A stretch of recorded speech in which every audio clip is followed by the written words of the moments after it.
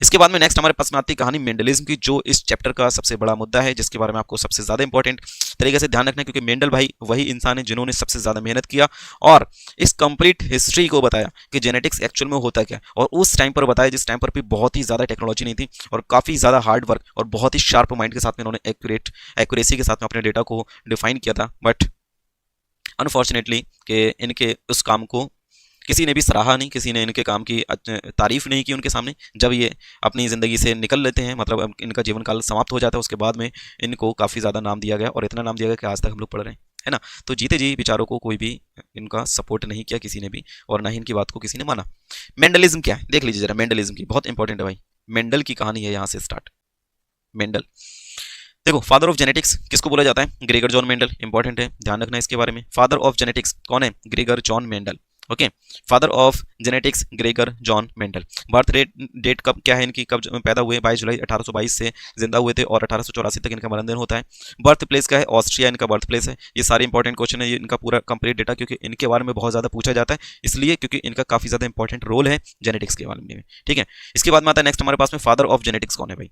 Father of modern genetics कौन है, ये भी पूछ लिया जाता है आपसे। तो फादर ऑफ मॉडर्न जेनेटिक्स की अगर बात करेंगे तो कौन होगा? Bateson. Father of experimental genetics, experiment कर करके जेनेटिक्स के बारे में और किसने एक्सप्लेनेशन दी है?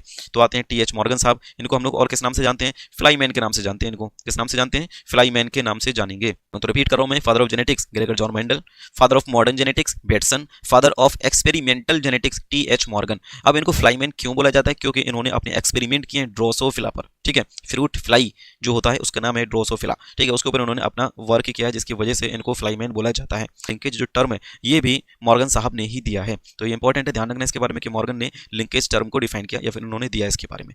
अब आता है मेंडल के काम के बारे में। तो मेंडल ने जो अपना काम किया था वो कब से कब तक किया, कितने टाइम से कितने टाइम तक इन्होंने अपना वर्क किया? तो मेंडल ने किस चीज पर काम किया है, सबसे पहले आपसे ये पूछा जाएगा, तो आपका आंसर जाना चाहिए कि गार्डन पी पर इन्होंने वर्क किया। और गार्डन पी का नाम क्या है? Pisum sativum. ठीक है, ये इनका बॉटनिकल नेम है। ही वर्कड फॉर 7 years, 7 सालों तक इन्होंने काम किया। कब से कब तक किया, ये आपका क्वेश्चन बनता है। ठीक है, 1856 टू 1863 इन्होंने अपना वर्क किया है। वर्क पब्लिश कब हुआ इनका? तो इन्होंने अपने वर्क को पब्लिश कराया 1865 में, मींस जब अपना काम कंप्लीट किया उसके 2 साल के बाद अपने काम को इन्होंने पब्लिश कराया। अब जब इन्होंने अपने काम को पब्लिश कराया उस टाइम पर डार्विन का बहुत ज्यादा बोलबाला था। ठीक है, और डार्विन की ही लोग बहुत ज्यादा सुन रहे थे, और इस वजह से इनके काम को बहुत ज्यादा उपलब्धि नहीं मिली, इनके काम को किसी ने भी सराहा नहीं। उसका रीजन कुछ ये भी था कि उन्होंने बायोलॉजी के अंदर कुछ मैथमेटिकली फॉर्मुलाज का यूज किया था, मैथमेटिकली कैलकुलेशन का यूज किया था, जो कि आज तक किसी ने नहीं किया था इन केस ऑफ बायोलॉजी। ठीक है, तो इस वजह से भी इनके काम को किसी ने सपोर्ट नहीं किया कि ये क्या ही चीज लेकर के आया यार, कहाँ बायोलॉजी में आपने बायोलॉजी के अंदर आपने मैथ को इंट्रोड्यूस करा दिया। तो ये सारी चीजें, लेकिन बाद में इन्होंने जब देखा, जब इनकी डेथ हो जाती है और उसके बाद में 3 और साइंटिस्ट आते हैं जिन्होंने इनके काम को रीडिस्कवर किया। तो अब आपसे क्वेश्चन बनता है यहाँ से फिर कि रीडिस्कवरी ऑफ मेंडल्स वर्क, वो कौन कौन से साइंटिस्ट है जिन्होंने इनके काम को रीडिस्कवर किया? तो आपका आंसर जाना चाहिए 1900 में, after 16 years of Mendel death. जब डेथ हो जाती है उनके 16 साल के बाद, 1900 की बात है, कि 3 साइंटिस्ट जो इंडिविजुअली फंक्शन किया उन्होंने, और तीनों ने ही डिफाइन ये किया कि जो मेंडल का एक्सपेरिमेंट था वही सारी चीजें सिमिलरिटीज उनके पास में उनके एक्सपेरिमेंट में भी देखने को मिली। ठीक है, तो एक साइंटिस्ट हैं कार्ल कॉरेंस जो जर्मन से, इन्होंने वर्क किया अपना मेज पर, ये भी आपका क्वेश्चन बनता है। ठीक है, ह्यूगो डी वेरीज हैं दूसरा साइंटिस्ट। ठीक है, पहले साइंटिस्ट हमारे कार्ल कॉरेंस हैं, दूसरे साइंटिस्ट हमारे ह्यूगो डी वेरीज, तीसरे साइंटिस्ट अपने कौन? शेयरमार्क। ये 3 साइंटिस्ट हैं। कार्ल कॉरेंस बिलोंग करते हैं जर्मन से, मेज पे उन्होंने काम किया है। ह्यूगो डी वेरीज हैं हॉलैंड से, इन्होंने इवनिंग प्राइमरोज पर काम किया। और शेयरमार्क हैं ऑस्ट्रिया से, इन्होंने वही गार्डन पीपर मिस पाइसम सटाइवम पर ही काम किया। और तीनों का इंडिविजुअल वर्क जो था, इनका जो रिजल्ट था वो सिमिलर था किसकी तरह? मेंडल के वर्क की तरह, जिसके बेस पर इन्होंने ये डिफाइन किया कि Mendel was a genius person.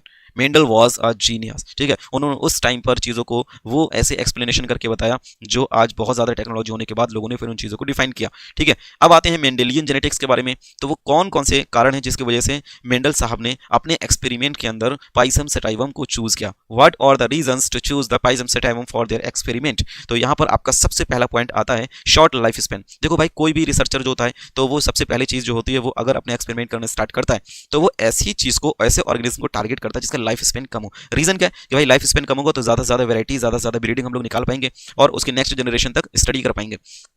पता चला कोई एक ऐसा साइंटिस्ट है जिन्होंने बेचारे ने खुद की तो उम्र हो रही है 60-70 साल की, और कोई ऐसे ऑर्गेनिज्म को चूज कर ली जिसकी उम्र है 100 साल की, तो कहाँ ही उसके ऊपर एक्सपेरिमेंट कर पाएंगे वो, है ना। तो वेरिएशन देखने को नहीं मिलेंगे। तो शॉर्ट लाइफ स्पेन के ऊपर अगर हमें जेनेटिक्स के बारे में बात करनी है तो शॉर्ट लाइफ स्पेन होना चाहिए किसी एक पर्टिकुलर ऑर्गेनिज्म का, ज़्यादा अच्छे से उसके ऊपर स्टडी किया जा सकता है। इसके अलावा मोर सैम्पलिंग अमाउंट, आपने मटर के दाने को देखा होगा, बहुत सारे उसके अंदर दाने देखने को मिलते हैं, तो सैंपल के फॉर्म में ज़्यादा हमें देखने को मिल रहा था। इसके अलावा प्योर लाइन ब्रीडिंग हमें देखने को मिली थी, और 7 कैरेक्टर्स थे जिसके लिए हमें स्टडी करना था किसके अंदर, पी प्लांट के अंदर। पी प्लांट में कितने कैरेक्टर्स हमें देखने को पड़े, मींस हमारे पास में जो मेंडल भाई हैं उन्होंने कितने कैरेक्टर्स के ऊपर स्टडी किया, 7 कैरेक्टर्स के ऊपर स्टडी किया। किसके ये 7 कैरेक्टर्स इन्होंने देखने को मिले, ये पी प्लांट की बात कर रहा है। पी प्लांट बोले तो पाइसम सेटाइवम की बात कर रहा है, ठीक है। तो पाइसम सेटाइवम के 7 कैरेक्टर्स के ऊपर इन्होंने स्टडी किया, तो ये करना थोड़ा सा आसान था, इस वजह से इन्होंने पाइसम सेटाइवम को चूज किया।